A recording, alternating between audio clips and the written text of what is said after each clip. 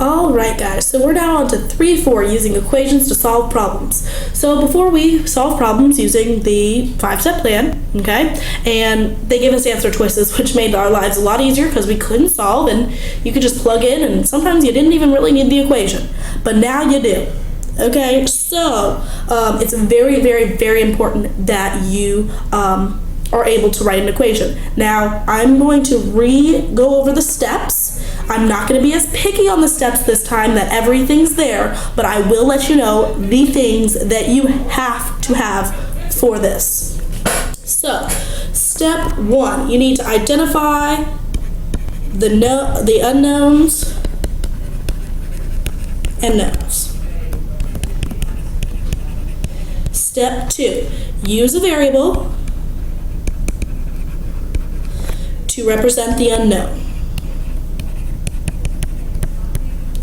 Then write an equation. And then you need to solve and answer the question. Because sometimes you solve, but that doesn't answer the full question. So make sure you go back and check that. And then check your answer. Now, let me star the ones that you will have to have written out when you have these problems. So number 1, identify the unknowns and unknowns. If you think of those in your head, I'm totally fine with you not writing that out. But you do need to define your variable. This is like defining variable. Okay? So you have to do it. You must write an equation. You have to. And you need to actually solve it and answer the question. Now, if you check in your head or, rework it out, that's fine. But those 3 things you have to have, okay? You don't have to label them 2, 3, and 4, but just have them on there somewhere. And I'm going to give you some examples to show you. So it says, Lynn took a taxi cab from her office to the airport. She had to pay a flat fee of $2.05 plus 90 cents per mile. The total cost was $5.65. How many miles did she travel? Now I'm going to write kind of everything, or some things just to kind of help me, or maybe I'll just underline it. How about that? So we know our total cost is $5.65.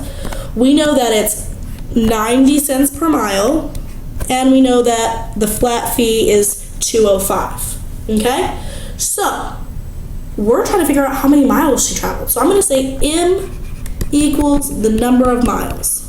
So that is my variable that I defined. Okay? Now, we know that we can set up using, I'm going to give you a generic equation. I know that her flat fee, so regardless, she has to pay that fee if she uses it, plus her mileage cost, so how much she uses per mile, is going to equal her total cost. Okay? So now I can set up an equation with what I have. I know her flat fee is $2.05. We're not going to put the dollar signs in our equation.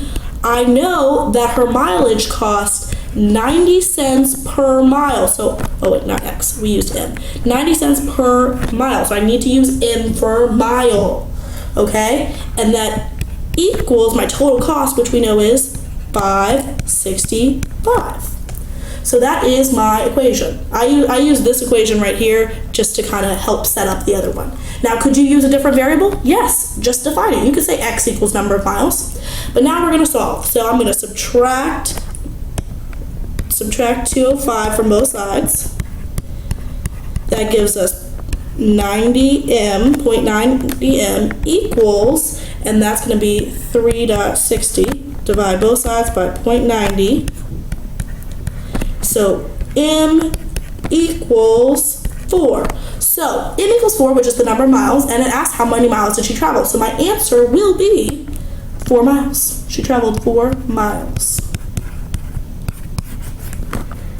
Okay? So again, I had my defined a variable, I had my equation, I solved it, and if I want to go and plug that back in to check, more power to you.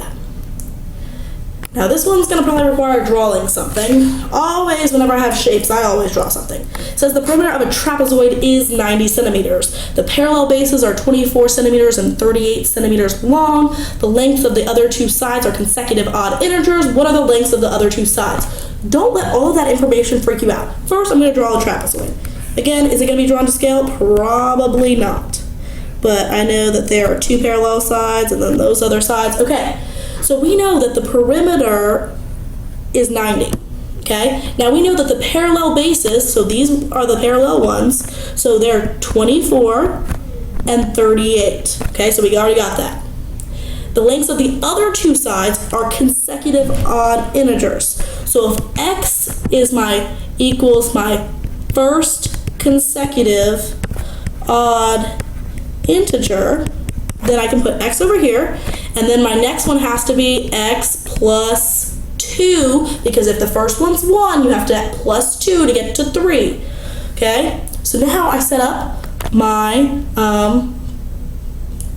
my shape with all my sides labeled, and I know that perimeter P equals add all sides for anything. So I know my perimeter, so I'm going to add all the sides. I'm going to take 24 plus x plus 38 plus x plus 2, and I know that that equals my perimeter, which is 90. So I have my variable labeled, I have my equation, this helped me with my equation, and now I'm just going to solve. So I'm going to combine like terms on this side. So 38 plus 2 is 40, plus 24 is 64, and that's x plus x is 2x. 2x plus 64 equals 90. Now I'm going to subtract 64. So that gives me 26 equals 2x. Divide by 2. And, or I'll just come over here. Okay, sorry. So x equals 13. Now we need to make sure what it says. It says, what are the lengths of the other two sides? Well, I know the length of the first side, x equals 13, but x plus 2 equals 13 plus 2, which is 15. So my two side lengths are 13 centimeters and, that's a bad and 15 centimeters. Okay, so make sure you answer the question.